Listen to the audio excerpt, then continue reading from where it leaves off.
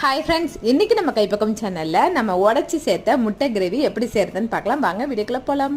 இப்போ இந்த egg gravy செய்யறதுக்கு நம்ம வந்து ஒரு 2-3 ஸ்பூன் அளவுக்கு ஆயில் சேர்த்துட்டு ஸ்பைசஸ் எல்லாம் சேர்த்து வதக்கிக்கலாம்.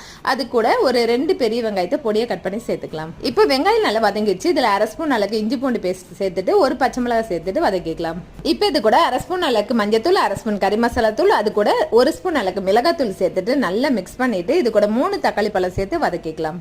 தக்காளி நல்லா வதங்கினோன்னா இதில் 1 கிளாஸ் அளவுக்கு தண்ணி சேர்த்து பச்சை வாசனை போகிற வரைக்கும் நல்லா கொதிக்க விட்டுக்கலாம்.